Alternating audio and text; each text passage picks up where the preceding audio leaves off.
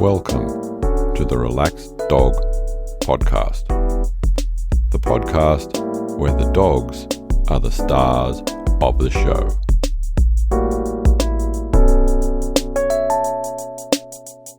Welcome to the Relaxed Dog Podcast, sponsored by the Relaxed Dog. Thank you for listening. I am your host, Robert Ober, and I hope that you and your dog or dogs are well. This week we're going to be doing something slightly different in that I have no guest and I will be talking about our dog Malee. But just before that, just a reminder to head on over to the Relaxed Dog Podcast Facebook group where you can vote on your favourite answer to the question that I asked all our guests. I can't believe my dog ate. Now into some doggy news for the week. And in the US, in Michigan, there is an 8-year-old therapy dog called Baby. Baby is a Brittany, and she is blind and has had her eyes removed quite a while ago. What she does is she goes into a couple of aged care places, and unfortunately with Corona she hasn't been able to do that, but what she has been able to do is visit all the residents on the outside by going past their windows, which is now giving all the residents something to look forward to. In other coronavirus news, in the US again, the dog called Winston, who was a pug and believed to be the first dog to be infected with coronavirus, in fact, did not have coronavirus. And the authorities apparently found that everyone else in the house did, and they just picked up some trace elements from Winston. So the news there is that there is still no evidence that any pets have transmitted the virus. And in some horribly disturbing news, unfortunately, in St. Louis, a person attending a dog training centre left her 2 dogs in the car. She did leave the motor running and the air conditioning on high. The temperature was around the 32 degree mark. Unfortunately, the car stopped running, and by the time anyone got out to the vehicle, both dogs had passed away. So the lesson there, please, everyone, don't leave your dogs in the car. I'm really sorry to have to put something like that into the podcast, and I ummed and ahed about whether I should, but if it does make one person think and avoid it, then anyway, so today's podcast, a lot of podcasts, from what I'm told and what I've read, sort of like die off around the 7th episode. So one thing that I've planned, and I don't plan all that much, is I've always thought episode 8 is a good time for me to tell you about our dog Malee. So Malee, we moved up to the Central Coast and unfortunately stayed in a townhouse complex that didn't have pets. So when we moved, getting a dog was always on our mind. We did the normal thing, got everything in place, started putting stuff in the garden. Where we are is described as a bush block. We didn't have fences, and we're about 6 sort of blocks away from natural reserve. So we were really happy to get the place we do have. We have wallabies, all sorts of other wildlife, bandicoots and everything else running around in the back. The little bit less now because we have fenced our immediate block, but they basically run around the side of it. When we were thinking about getting a dog, we were still in the process of researching what was going to be sort of the right sort of fit for us, and we were still going through the end sort of process of that when we were coming back from shopping at Erina Fair and saw a sign on a telegraph pole: Doberman puppies for sale. We drove past it, had a chat, did shopping, came back, and to be honest, Doberman wasn't on our list. But I looked at Anna and she said that give the number a call, and if they're not too far away, we can go have a look on the way home. So call the number in the same suburb that we live in, Wyoming.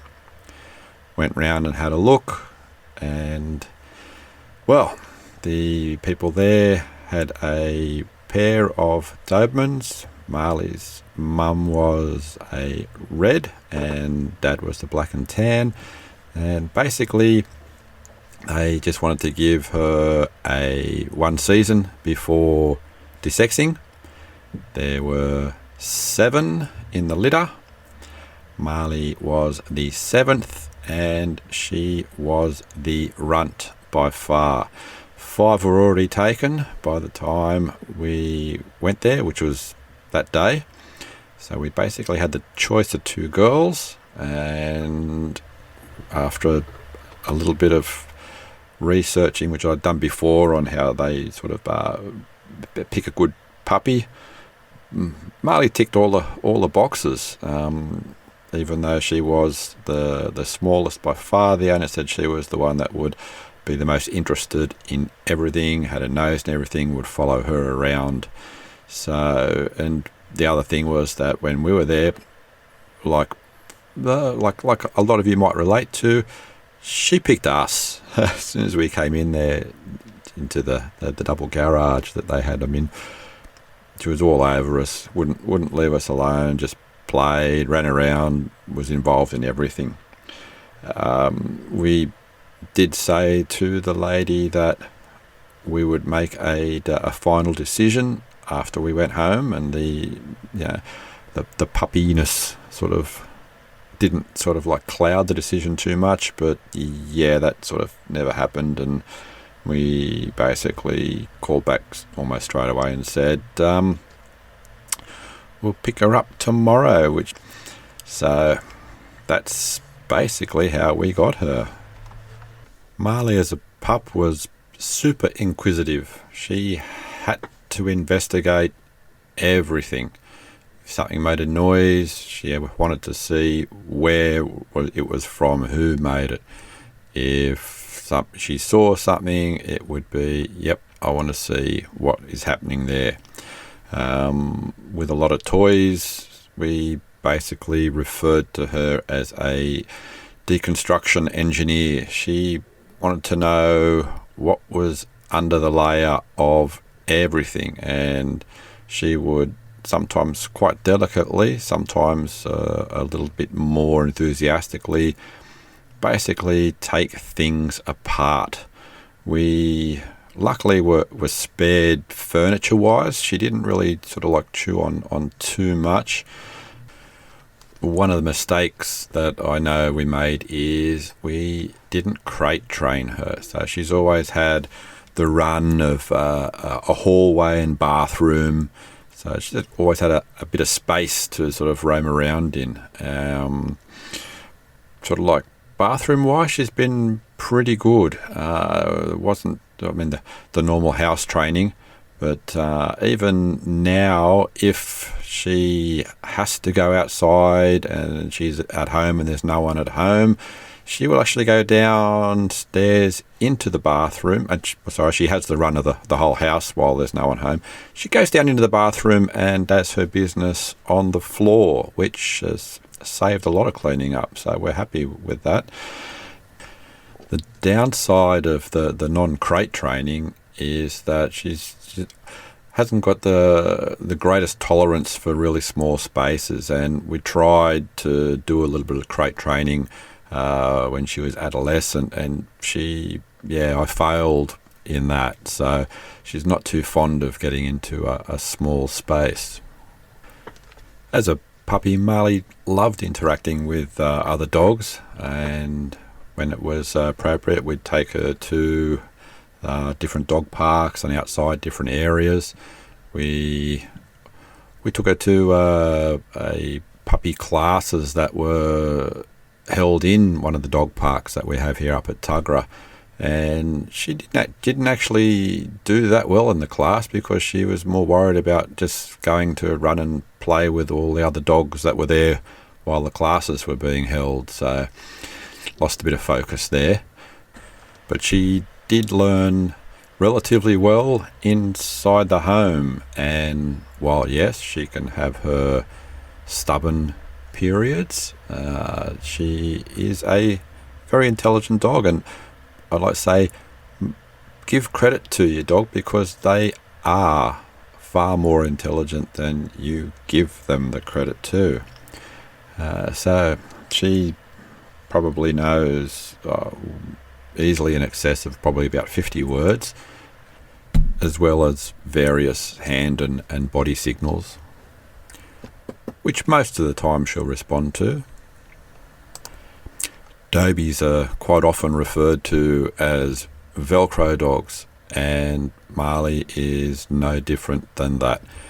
If you got up to go leave the room into another room, she'd want to know where you're going, come with you.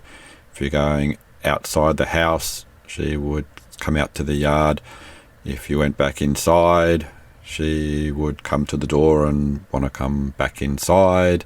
And basically wherever you are is where she wants to be. And her having that mindset actually comes in handy when it comes to being off lead. Now I would say, doesn't have the greatest recall, but she does always come back, even though a lot of the time it is on her terms. We did some exercise when she was young. We are very sort of lucky to live only about 5 minutes away from a state forest, and she's always loved going up there, running around and sniffing. And what we did when she was young, and still do to this day, is she has a bit of a range where she can be, 20, 30 metres away, would be on the same track or trail, but she does return to us all the time. And we have a little sort of like hide and seek thing. So sometimes she'll go off, and if she has gone too far, we'll purposely hide, jump off the track or something, and put the onus on her to be worried to come back to find us. Having done that since she was a pup, I've got a lot more confidence where she can run up and down, investigate. We'll walk along a track and she's constantly moving up, say about 20, 30 metres in front of us. She just can stop, smell something, run back, run up again, run behind us. But she never sort of like goes too far away.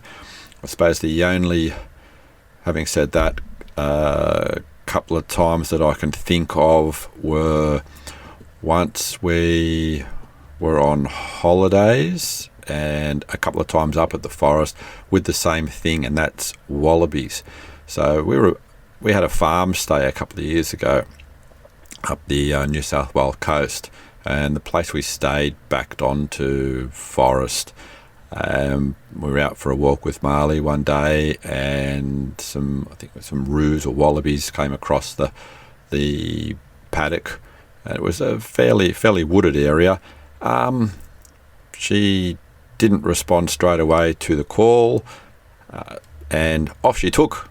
and sometimes, like I think I've mentioned previously, the minutes or the seconds seem like hours, and it was probably a good 1 to 2 minutes or longer before she sort of like runs back with a big smirk on her face to say, how much fun was that, and can we do it again?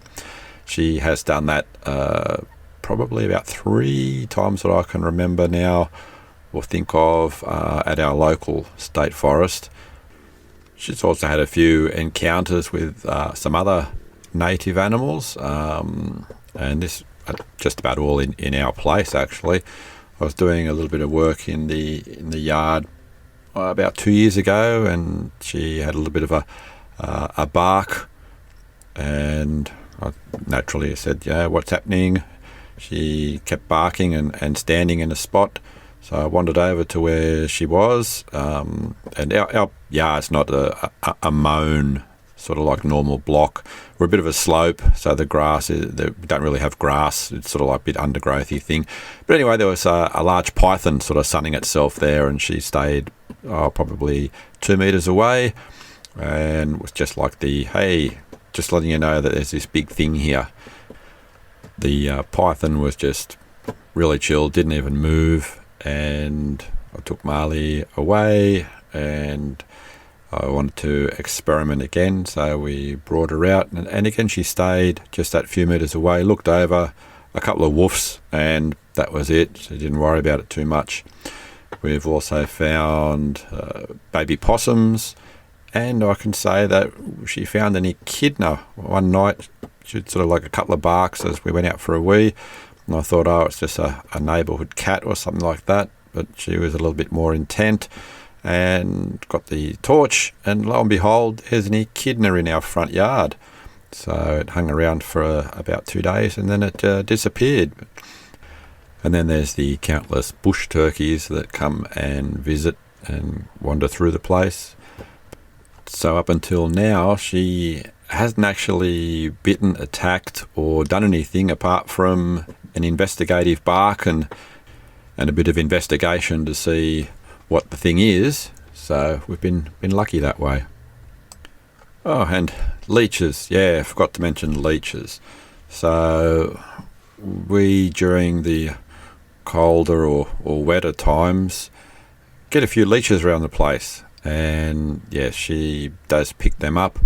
But we have a procedure where we'll open the downstairs door. She'll come in, stand there, and we'll do a leash check, which she knows is stand there, put the front paws up. We have to check between her toe pads, and then she'll turn around and we'll check the back legs. And 99.9% of the time, we'll get, if she has got leeches there, we'll get them off. Occasionally, and we're lucky we have floorboards, we'll be sitting around and there'll be a fat leech with a bit of blood crawling across the floor, and you think, oh, hang on, we've missed one, or it's come off me. But apart from a little bit of a clean up, and if they are on you, they get a bit itchy, that, yeah, they're not such a big deal. Well, we don't think they're such a big deal anyway. So does Malee like food? Yes, she loves food. Does Malee like to play? She loves to play. So we use both for rewards when we're doing training, and yeah, she just loves it. She loves playing tug. I advise everyone to get over any thoughts that it causes aggression. No, it's just it's a release, and it's a game, and they love playing it. She has played tug with a lot of dogs, and she'll mostly just stand there and wait for the other dog to initiate stuff. Always love that she played with a little Maltese, and she let the Maltese just pull her and tug her, and she was giving in ground to the Maltese, and that just sort of like, you couldn't wipe the smile off my face when I was watching that. It was really something nice to see. She plays appropriately with the other dog that she's playing against. She'll quite happily wrestle with big dogs, with big malamutes, and get covered in slobber and run and chase. So, and actually, speaking of running, Malee loves to run. She just loves the freedom. We, as I mentioned, go up for walks in the forest and other places on the beach, off lead on the beach, and she'll just run for the sheer joy of it. Now, our human runners get the runner's high, the release of endorphins and all that sort of stuff, and I believe that dogs get something very, very similar. So a couple of years ago, I discovered Parkrun, and I can't say enough good things about that organisation. For people that don't know, Parkrun is and this is without the COVID-19 restrictions, it's a weekly 5K run that is a worldwide organisation. Jump on the web and you will more than likely find someone's organised a parkrun event somewhere near you. Now, the reason I really tell people about it is a dog-friendly event. So if you go, and you don't have to run, you can walk, jog or run and take your dog along. It is fantastic. We got into Parkrun a few years ago, and I then purchased the appropriate harness for her, a proper like a sled racing harness. Got a harness thing for myself and the bungee cord between us. The event that you could call it in the dog world is Canicross. We don't quite do it off road, but it's on the parkrun. We do it with that, and I like it, and she loves it. She drags me around like an anchor. I really got sold and on the idea after, I think it was maybe our second parkrun, where we were running, and coming towards us were a couple of young guys with a soccer ball. And I'll take a slight diversion here. One of the failures I've had with Malee is that she is a bit ball obsessed. And they go, yeah, tennis ball, football, soccer ball, and we were running, and I was getting ready to hold the bungee cord in preparation for, I knew she was just going to go straight for the ball. We passed them within about 2 meters, and it was like the ball wasn't there. She was just focused on running and pulling me down the path, and that she'd never ever done that before. If we were out somewhere else, she'd be looking at it and maybe back towards me to say, hey, soccer ball, I'm going for it. While we were in that event, it was like, wow, the focus. She just wanted to run and do that. Unfortunately, I had started to get a few issues with my legs. Never ever been, I wouldn't say it was running parkrun anyway, it was like jogging. But we had a couple of breaks, and I wanted to find something else. I knew that I couldn't, give her the outlet that she needed doing that sort of stuff. And I came across dry land mushing, and in particular I was drawn to the scootering aspect. So basically, everyone can picture your team of a dozen huskies pulling a sled in the snow. There's an equivalent that you can do almost everywhere, and that involves either having a scooter, and if you picture any sort of scooter but adult size with bike size tires, or specially made trike type sleds where basically your dogs get out in front of them in the proper harnesses and they just pull you along. Dogs doing what they're supposed to do, run. Malee took to that like she was born to do it. So I got myself a scooter, found the Siberian Express All Breed Running Club. We did a very little bit of practice, and it was like she was born to do it. We went down to a couple of their introduction days in the forest down in Wingaloo, and she loved it. She stood around. We would go off, would wait in line, go out, do a circuit, come back. She very quickly learnt from the Siberians and the Malamutes there to bark and get excited. She's learnt to know what the countdown timer beeps do before you're released in the starting chute. But the rest of it, seems like she's done it all before. I've been really sort of lucky that she just knows what to do. We did do a fair bit of preparation work, so even if you're going on, you're walking and you stop, you can say, turn left, turn right. That comes in handy even just for normal dogs. You can steer your dogs that way on the lead. She loved running in the forest, and we then did a couple of the races, and I can very, very proudly say that 2019 I was actually the Rookie of the Year.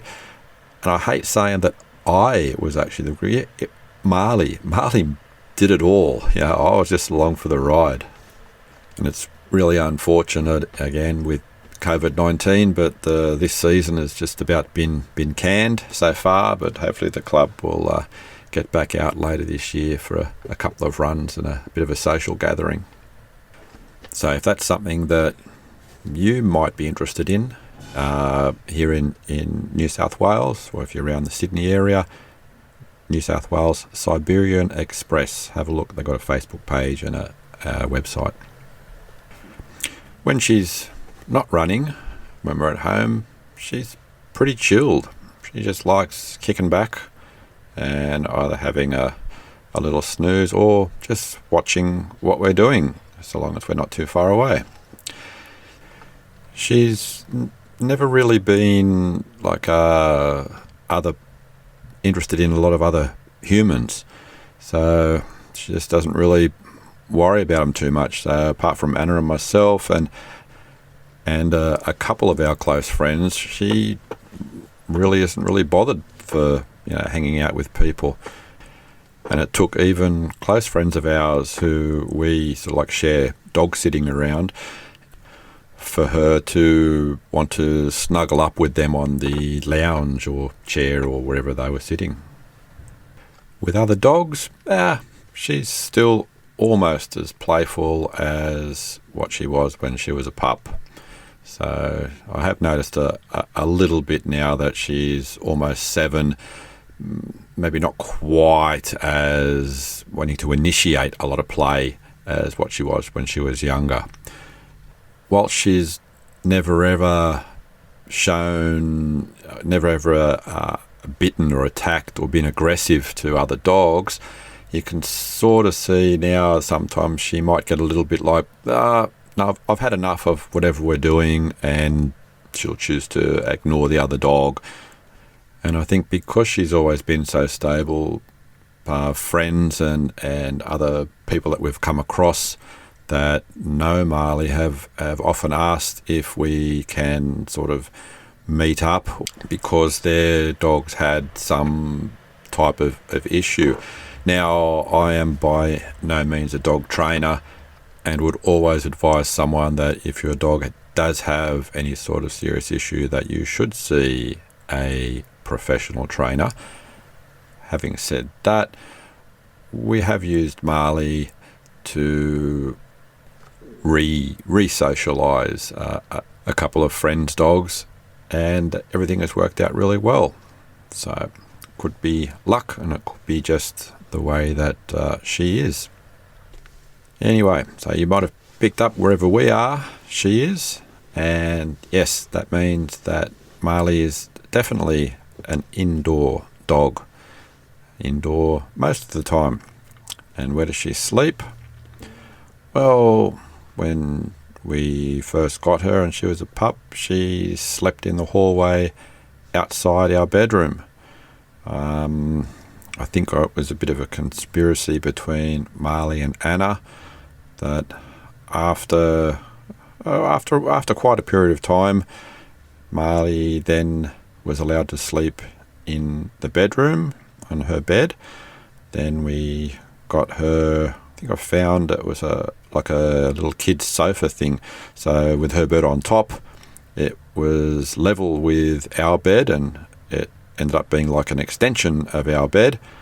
And then you can probably guess the next step is that, yes, she found her way in under the doona when it was cold, and now she's sort of, yes, sleeps in our bed. I know I'm very biased when I say that Malee is a fit and beautiful dog. She does a fair bit of training, so when we're out walking or even just doing a shuffle, she'll quite often have a weight vest on. We also do strength and conditioning work. We look after her diet. When she was younger, she did eat kibble, but it was probably 50% kibble and 50% of other stuff. Now, for the last few years, she has been totally raw. I am not going to bash kibble, but I will say that how many human doctors do you know that tell their human patients go out and only eat as much highly processed food as you can? Now, I do understand there are various reasons why you might be feeding your dogs that way, but please supplement it with some other stuff, some fresh meat, some vegetables, some fruit. Just get online and do a bit of research. Malee is also massaged daily, and she loves it, and so will your dog.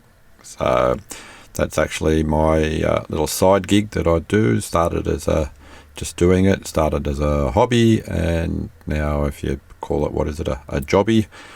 So I suppose if I give myself a little plug, if you're on the New South Wales Central Coast, check out therelaxeddog.com. The benefits far outweigh even what we get as human massages. So I'm not going to sort of like go into that now, but the more you have your hands on your dog, the better it is for both of you. And now some of her habits. And I know I asked people about weird habits. So the habits that she has is, if she wants some special attention and she's not getting it, say we're watching a movie or something, she will occasionally get up, walk around the lounge into the kitchen and grab something that she normally wouldn't grab, touch at all. If she can reach something like, I don't know, maybe we've left a loaf of bread or something on the counter, she'll grab it gently and then just walk over, and the fact that we know that she's got it, she'll walk over, and she has her own little sort of like lounge thing which is next to our lounge. Walk over, grab it, and just walk back and jump up onto her lounge and put it down to say, I grabbed this, now give me some attention. And like I said, she's very, very gentle with it. She won't puncture the packages or anything like that. So I know it's something that she doesn't want to destroy, play with, or do anything. It's just purely her way of putting the focus on herself.